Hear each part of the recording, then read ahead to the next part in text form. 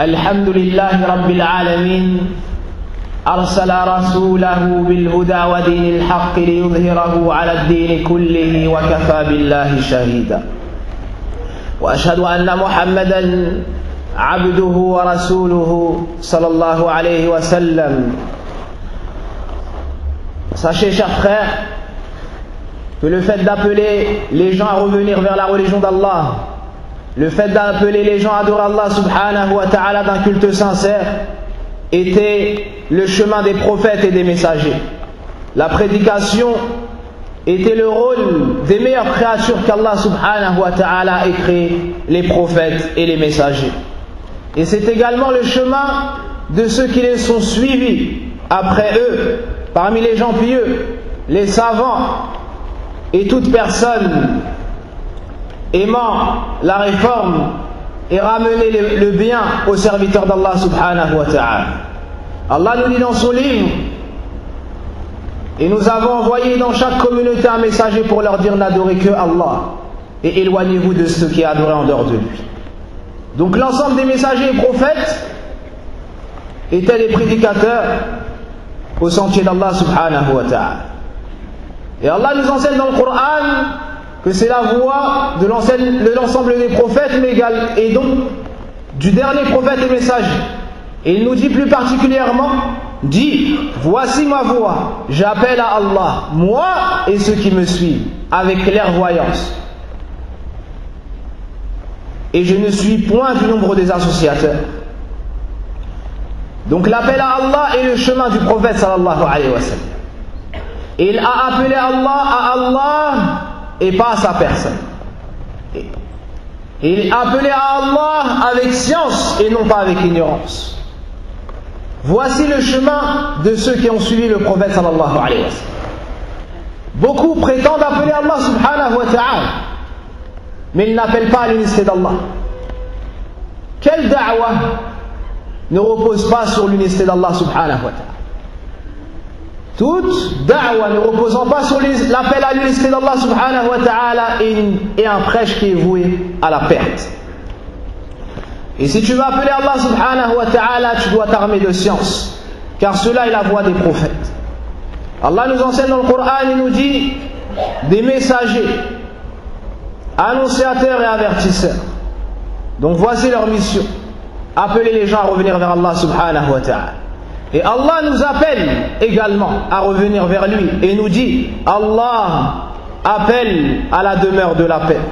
Et dans l'autre verset, Allah vous appelle au paradis et à un pardon.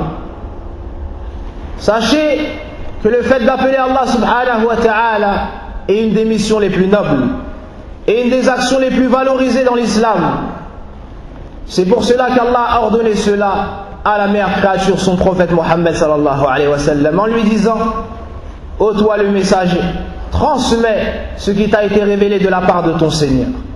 Et il lui dit également: appelle au chemin de ton Seigneur avec sagesse et la bonne exhortation. Et de la même façon, le prophète sallallahu alayhi wa sallam a encouragé les gens de sa communauté à faire cela, en nous disant: transmettez de moi ne serait-ce que 2 versets. Transmettez de moi ne serait-ce que 2 versets. Et il nous dit également qu'Allah illumine le visage de celui qui entendra ma parole, la mémorisera puis la transmettra comme il l'a entendu. Comme il l'a entendu. Et les textes sont nombreux.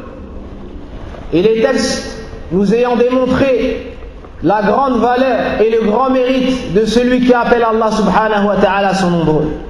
Allah nous informe que celui qui appelle à Allah subhanahu wa ta'ala fait partie des bienheureux, fait partie de ceux qui ont récolté le succès. Allah subhanahu wa ta'ala nous informe qu'il n'y a pas une meilleure parole que celui qui appelle vers Allah, en nous disant: et quelle meilleure parole que celui qui appelle à Allah? Fais de bonnes actions et dis: je suis du nombre des musulmans. Je fais partie du nombre des soumis. Al-Hasan al-Basri nous dit de ce verset: voici le bien-aimé d'Allah. Voici les meilleures créatures d'Allah. Cette personne-là a appris la science et la mise en pratique. Puis elle ne s'est pas arrêtée ici. Elle a voulu aider ses proches, elle a voulu aider ses frères. et a appelé donc les gens à revenir vers Allah subhanahu wa ta'ala. Et l'appel des gens à revenir vers Allah n'est pas propre aux musulmans, mais nous appelons l'ensemble des gens, des musulmans et des non-musulmans, à revenir vers l'adoration d'Allah subhanahu wa ta'ala. On enseigne aux non-musulmans qu'Allah est le seul à mériter entièrement toute l'adoration. Et on les appelle à revenir à reconnaître la prophétie de Mohammed sallallahu alayhi wa sallam. Et on rappelle cela aux croyants afin de les raffermir dans la religion d'Allah subhanahu wa ta'ala. Celui qui appelle à Allah aura d'énormes récompenses, car le prophète sallallahu alayhi wa sallam nous dit: celui qui appelle à une voie aura ses récompenses, et les récompenses de tous ceux qui l'auront suivi dans cela. Et lorsque le prophète sallallahu alayhi wa sallam envoyait Ali à Khaybar, il lui a dit: Wallahi, si par ta cause Allah guide ne serait-ce qu'une seule personne, cela vaut mieux pour toi que les chamelles rousses. Et les chamelles rousses étaient alors les plus grandes richesses que possédaient les Arabes. Et ça suffit comme noblesse pour ceux qui appellent Allah subhanahu wa ta'ala de savoir qu'ils ont le même rôle qu'avaient les prophètes et les messagers. Orienter les gens à revenir vers Allah subhanahu wa ta'ala. Nuh alayhi salam est le premier messager aux gens de la terre. Et Allah nous informe dans le Coran qu'il a appelé son peuple de jour comme de nuit. Pendant 950 ans. Il a patienté dans cela. Et pourtant Allah nous dit: et n'ont cru avec lui que très peu de personnes. Beaucoup de savants ont dit environ une vingtaine. Yusuf alayhi salam a appelé son peuple à l'unicité d'Allah. Et même lorsqu'il a été emprisonné injustement, il a appelé les gens qui étaient en prison avec lui à l'unicité d'Allah subhanahu wa ta'ala. Et Allah a ordonné au prophète sallallahu alayhi wa sallam de faire da'wah et d'appeler à son chemin. Et celui qui veut appeler Allah subhanahu wa ta'ala doit avoir des provisions, doit avoir un certain comportement. Et il y a des conditions. La première chose, la sincérité. Tu dois appeler Allah, pas à ta personne, pas à ton groupe, pas à ce que tu penses. Non, tu dois appeler les gens à revenir vers Allah subhanahu wa ta'ala, à l'adorer seul d'un culte sincère. Tu dois appeler les gens à son adoration et au suivi du prophète sallallahu alayhi wa sallam. Tu ne dois pas rechercher les éloges des gens. Tu ne dois pas rechercher à être élevé au-dessus des gens. Non. Ton seul but, c'est d'être une cause pour sauver les gens de l'enfer et les diriger vers l'agrément d'Allah tabaraka wa ta'ala. Et quelle belle mission qui est la mission des prophètes et des messagers. La deuxième chose, la science. Si tu veux appeler à une chose, tu dois la connaître. Sinon tu vas faire plus de mal que de bien. Tu dois appeler à l'islam avec science. Et la science n'est pas la même chez les différentes personnes. Mais il y a des choses que nous connaissons tous. On doit adorer Allah d'un culte sincère, tu peux appeler à cela.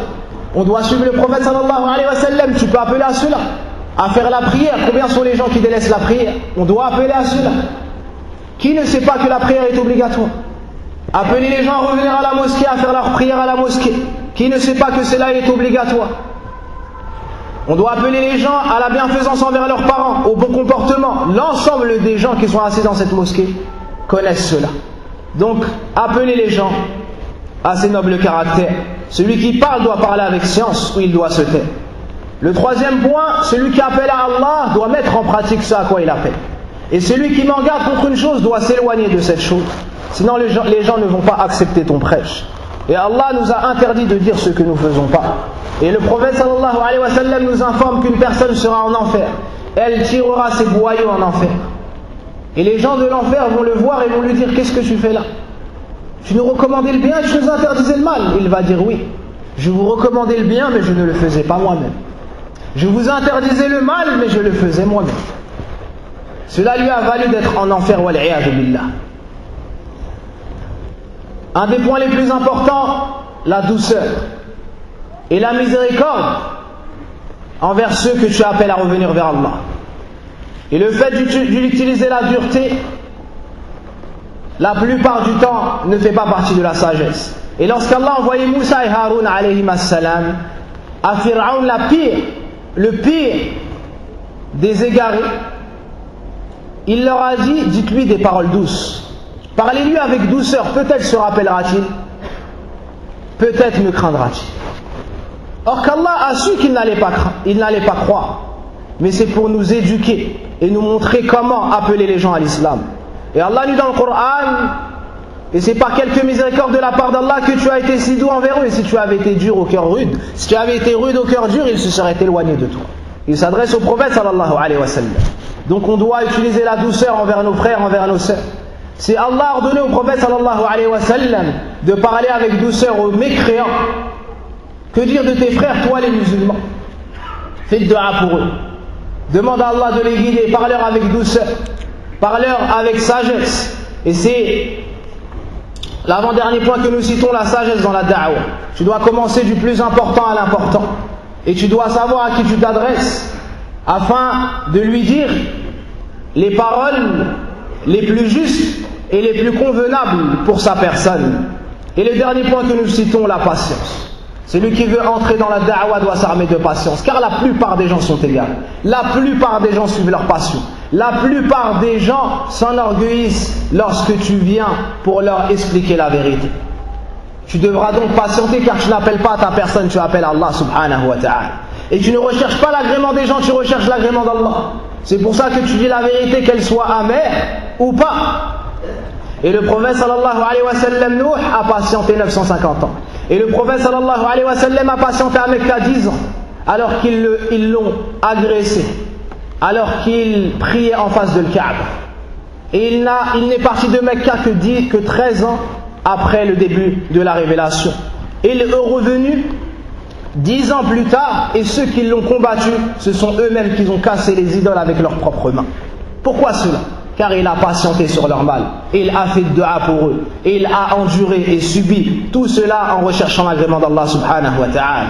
Et on finit avec deux exemples qui vont nous montrer la sincérité du prophète sallallahu alayhi wa sallam, sa sagesse et sa patience, et le fait qu'il n'ait jamais désespéré de guider les gens par la permission d'Allah. Il a appelé son oncle Abu Talib à l'islam toute sa vie. Et lorsque Abu Talib était sur son lit de mort, il est venu le visiter, il n'a pas désespéré. Et il lui a dit, oh mon oncle, dis la ilaha illallah, une parole avec laquelle je pourrais témoigner pour toi auprès d'Allah. Mais il n'est pas mort dans l'islam, car la guide ne vient que d'Allah subhanahu wa ta'ala. Tu ne guides pas qui tu aimes, mais Allah dit qui il veut et il sait mieux qui mérite la guider. Le deuxième exemple, il y avait un jeune homme juif qui travaillait pour le prophète sallallahu alayhi wa sallam. Et dans sa maladie de mort, le prophète sallallahu alayhi wa sallam l'a visité. Et il lui a dit, oh jeune homme, dis la ilaha illallah, rentre dans l'islam. Le jeune homme a regardé son père lui a dit, obéis à Abul Qasim, obéis au prophète, obéis à Muhammad sallallahu alayhi wa sallam. Alors le jeune homme a dit, ashhadu an la ilaha illallah wa ashhadu anna Muhammadan Rasul. Ensuite il est mort. Il n'a pas fait une prière. Il n'a pas fait une prière. Pourtant le prophète sallallahu alayhi wa sallam s'est réjoui de cela. Et en sortant il a dit, alhamdulillah, loué soit celui qui a sauvé cet homme du feu par ma cause. Est-ce qu'il y a un meilleur rôle que celui-ci, de faire sortir les gens des ténèbres et de les guider vers la lumière par la permission d'Allah? Donc je me recommande à moi-même ainsi qu'à l'ensemble des musulmans d'être un exemple pour les autres. De par notre science, de par notre mise en pratique, de par notre comportement, juste avec ton apparence, tu peux appeler les gens à l'islam. Alhamdulillah, nombreux sont ceux qui sont venus dans cette mosquée pour se convertir. Et aujourd'hui encore, il y a une personne qui va venir faire al-shahada, elle a 72 ans. 72 ans. Et il va venir pour faire le témoignage bihamdillahi azza wa jal. Ne désespère jamais de voir les gens rentrer dans l'islam. Et la semaine dernière, il y a un homme de 78 ans qui s'est converti à l'islam. Et chaque jour, il y a des gens qui rentrent dans l'islam.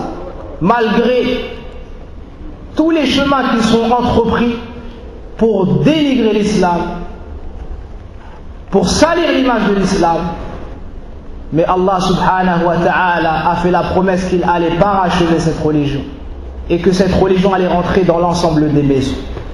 Walhamdulillahi rabbil alamin. Allahumma salli wa sallim ala al-mab'uth rahmatan lil alamin nabiyyina Muhammadin wa ala alihi wa sahbihi ajma'in. Rabbana atina fid dunya hasanatan wa fil akhirati hasanatan wa qina adhaban nar. Walhamdulillahi rabbil alamin.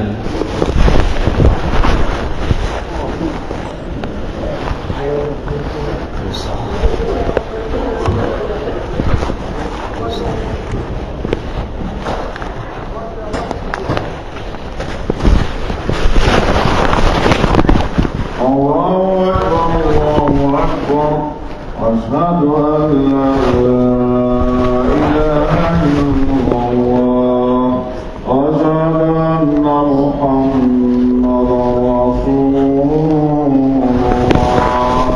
حي على الصلاة حي على الفلاح قد قامت الصلاة قد قامت الصلاة الله أكبر الله أكبر لا إله إلا الله.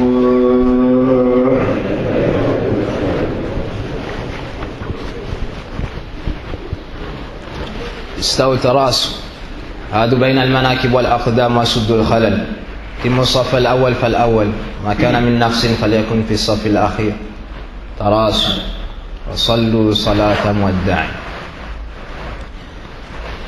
الله أكبر.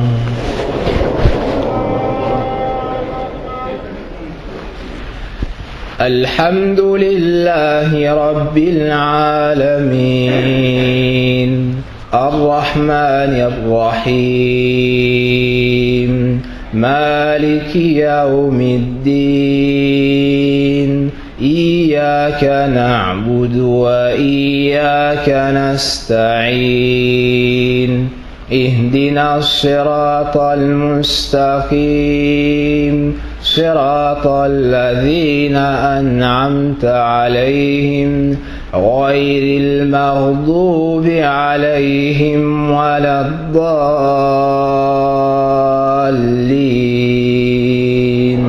آمين.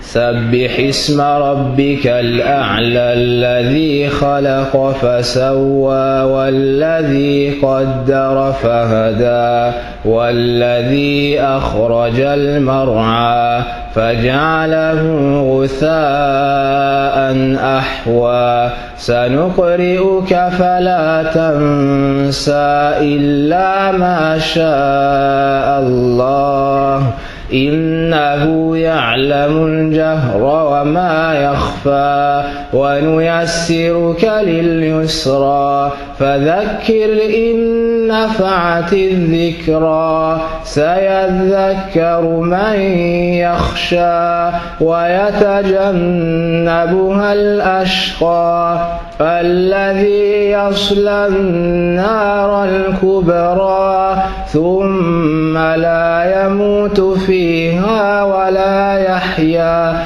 قد أفلح من تزكى وذكر اسم ربه فصلى بل تؤثرون الحياة الدنيا والآخرة خير وأبقى إن هذا لفي الصحف الأولى صحف إبراهيم وموسى. الله أكبر.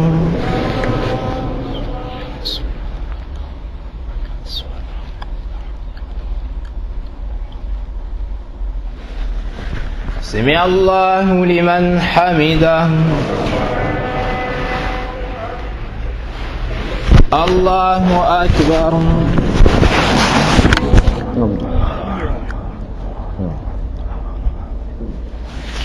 الله أكبر.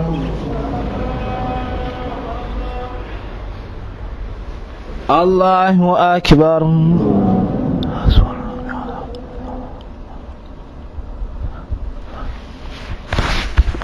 الله أكبر. الحمد لله رب العالمين الرحمن الرحيم مالك يوم الدين إياك نعبد وإياك نستعين اهدنا الصراط المستقيم صراط الذين أنعمت عليهم غير المغضوب عليهم ولا الضالين آمين. هل أتاك حديث الغاشية وجوه يومئذ خاشعة عاملة ناصبة تصلى نارا حامية تسقى من عين آنية ليس لهم طعام إلا من ضريع لا يسمن ولا يغني من جوع وجوه يومئذ ناعمة لسعيها راضية في جنة عالية لا تسمع فيها لاغية فيها عين جارية فيها سرر مرفوعة وأكواب موضوعة ونمارق مصفوفة وزرابي مبثوثة أفلا ينظرون إلى الإبل كيف خلقت وإلى السماء كيف رفعت وإلى الجبال كيف نصبت وإلى الأرض كيف سطحت فذكر إنما أنت مذكر لست عليهم بمسيطر إلا من تولى وكفر سيعذبه الله العذاب الأكبر إن إلينا إيابهم ثم إن علينا حسابهم الله أكبر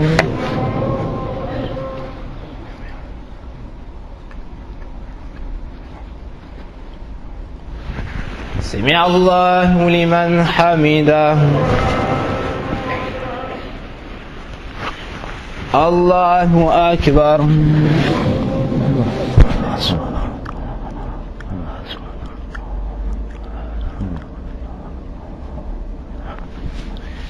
الله أكبر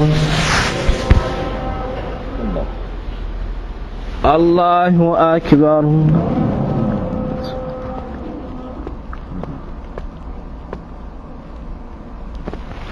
الله أكبر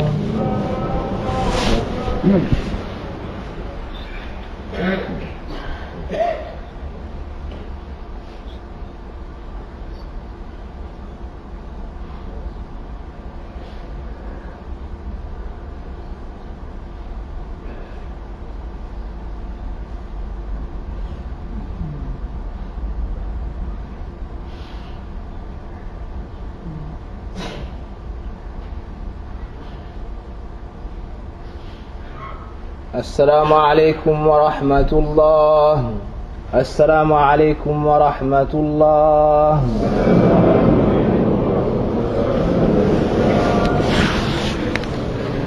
استغفر الله استغفر استغفر استغفر لا إله إلا الله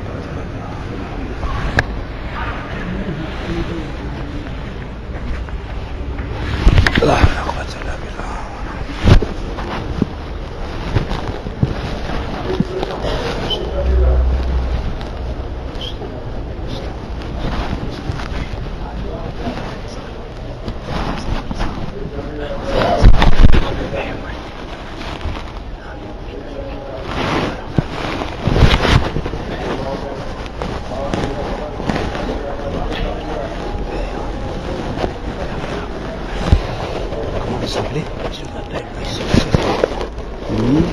Sanchez. Espagnol.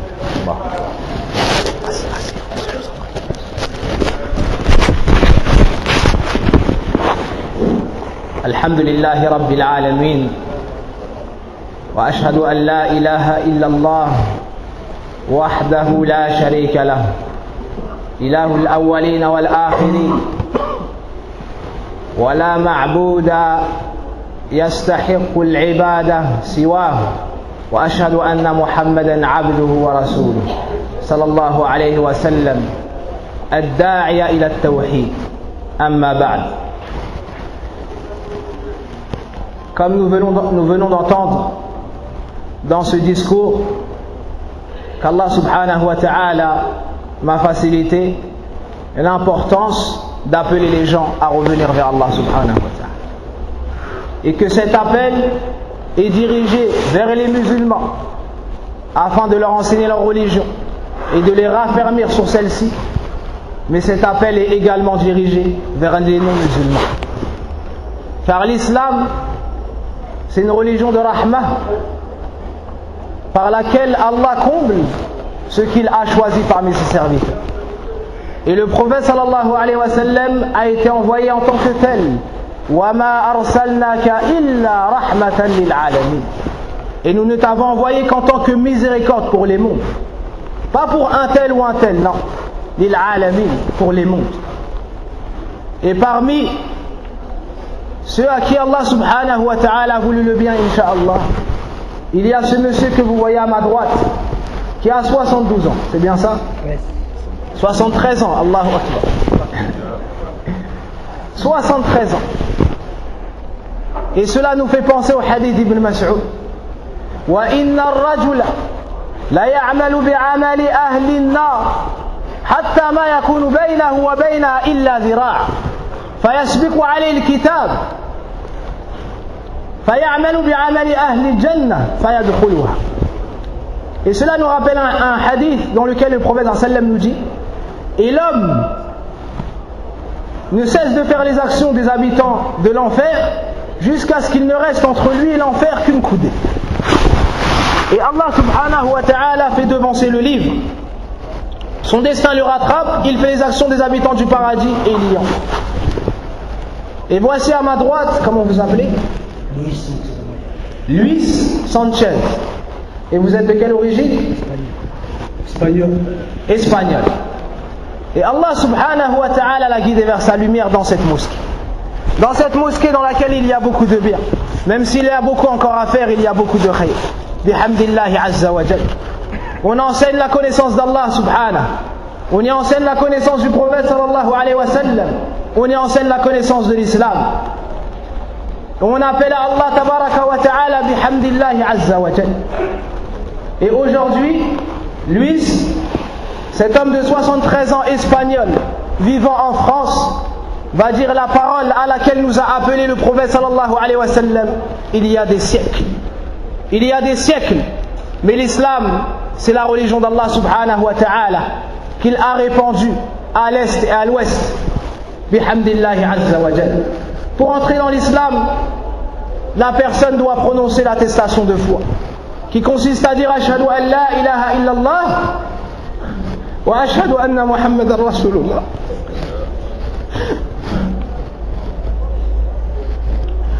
Cette parole signifie: je témoigne, je reconnais que nulle divinité ne mérite véritablement d'être adorée en dehors d'Allah. Et le seul à mériter entièrement l'adoration, c'est Allah subhanahu wa ta'ala.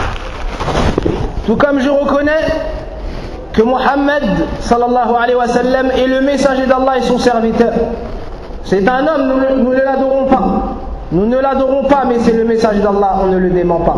On certifie l'ensemble de ses dires, on le suit. Et on croit en lui, sallallahu alayhi wa sallam. Et on suit sa voie de son vivant et après sa mort. Et Louis, vous étiez avant chrétien, je suppose? Un christianisme. D'accord. Donc il nous dit qu'il était dans le christianisme. Cette voie qu'on a affilée à Isa alayhi salam. Wa Isa alayhi salam bari'un minha. La voie qu'on a affilée à Isa. Et Isa se désavoue complètement de cette voie-là. Et lorsqu'il arrivera Yawm al-Qiyamah, Allah va lui dire: est-ce toi qui a dit aux gens de t'adorer ainsi que ta mère? Il dira subhan. Il va se désavouer de cela. Et Isa n'a dit à son peuple qu'une chose: adorer Allah, mon Seigneur et le vôtre. Et ils prétendent que Isa alayhi salam est le fils de Dieu.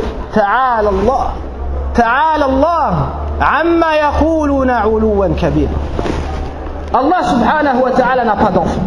Notre Seigneur est parfait, pur, et il n'a aucun besoin. Il n'est pas comme nous, dans le besoin d'avoir un enfant pour s'occuper de nous dans nos vieux jours. Non. Lam yalid wa lam yulad. Qul huwa Allahu ahad, Allahu samad, lam yalid wa lam yulad, wa lam yakul lahu kufuwan ahad. Sachez lui ce qu'Allah n'a pas d'enfant. Il n'a pas enfanté, il n'a pas été enfanté. Il n'a pas hérité son royaume et personne n'héritera de son royaume. Et Maryam, c'est la mère de Isa, c'est la mère de Jésus. Une femme pieuse, une femme pure, qu'Allah subhanahu wa ta'ala a élevée. Et donc pour entrer dans l'islam, vous prononcez cette parole.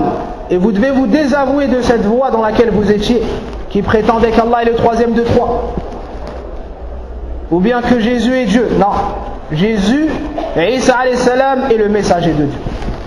C'est le messager de Dieu. Donc vous répétez après moi.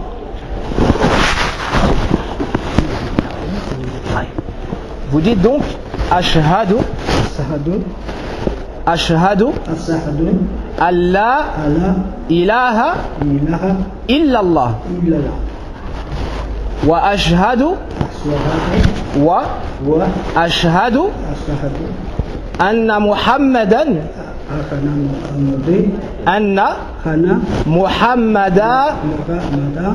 Rasulullah wa anna Isa Abdullahi wa rasuluhu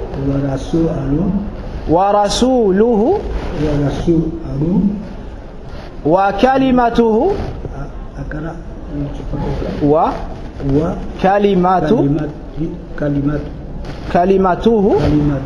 alqaha ila Maryam wa ruhun minhu. Alhamdulillah alladhi waffaqahu li hadha. Allahu akbar. Alhamdulillahi rabbil alamin. Félicitez votre frère.